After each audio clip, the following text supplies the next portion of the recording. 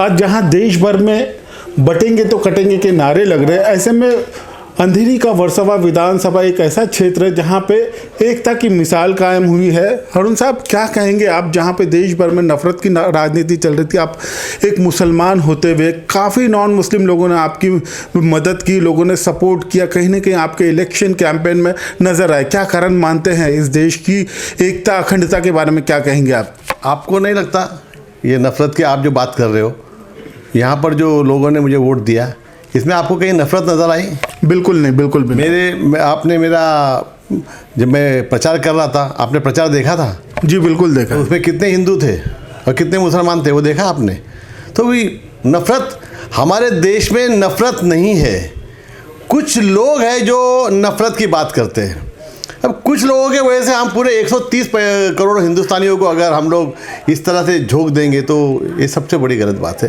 देखिए, हमारा हिंदुस्तान जो है वो गंगा जमनी तहज़ीब का एक गहवारा है और इसमें कुछ लोग जो है इस गहवारे को तोड़ने की या उसमें कुछ काड़ी डालने की, आग के जो कुछ अंश डालने की कोशिश करते हैं।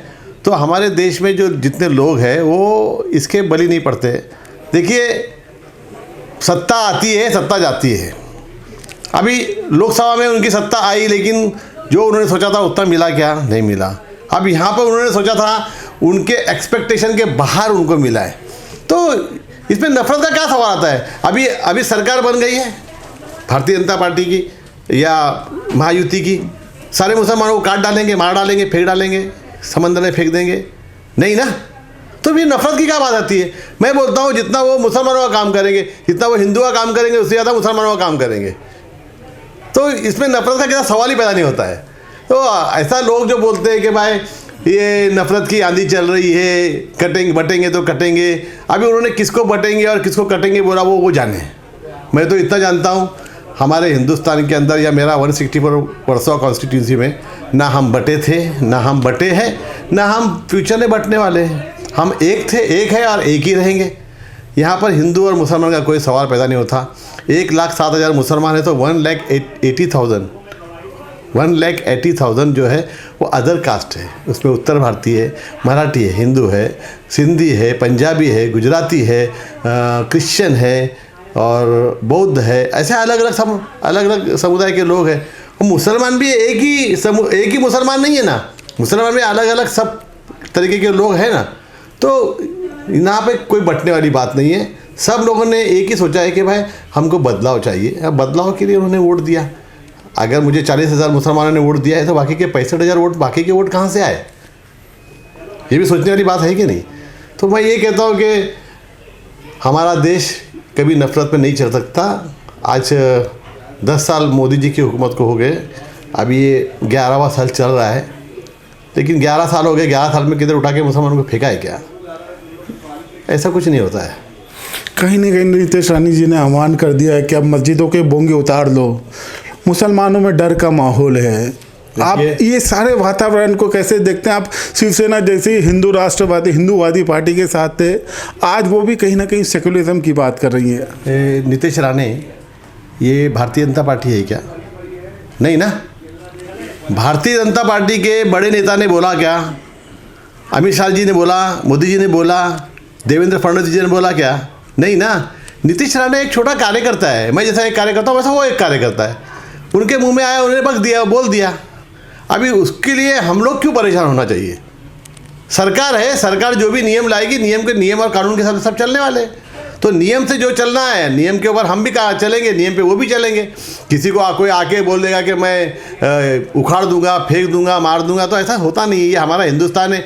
यहाँ पे पुलिस को आप देखते हैं ना, अगर एक मुसलमान जाके अगर उसको कोई कंप्लेंट करता है, तकरार करता है, वो हिंदू के आगे में रहेगी तो वो मुसलमान की सुनते हैं ना। हिंदू अगर मुसलमान के खिलाफ में अगर कोई कंप्लेंट करता है तो वो हिंदू की सुनते हैं ना। कभी ऐसा बोला कि भाई तूने मुसलमान है, हिंदू का तू आके कंप्लेंट कर, हम तेरी कंप्लेंट नहीं लेंगे, या हिंदू को बोला कि तू मुसलमान की कंप्लेंट कर, हम कंप्लेंट नहीं लेंगे? ऐसा हुआ है? नहीं हुआ है। तो हमारे हिंदुस्तान में ये सब नहीं चलता है। कहीं ना कहीं उम्मीद थी कि उद्धव साहब की जो शिवसेना है उसको बहुत सारी सीटें मिलेंगी, कांग्रेस को बहुत सारी सीटें मिलेंगी, क्योंकि ये जो सरकार बनी थी सभी को पता है किस तरह से बनी थी, लेकिन ऐसा हो ना सका। इसका कारण क्या मानते हैं आप? वो एक गाना है, आपने हमेशा सुना होगा, वक्त करता जो वफा आप हमारे होते, हम भी औरों की तरह आपको प्यारे होते। हम भी प्यासे हैं, ये साकी को बता भी ना सके, सामने जाम था और मुंह पे लगा भी ना सके, काश हम गैरत महफिल के ना मारे होते।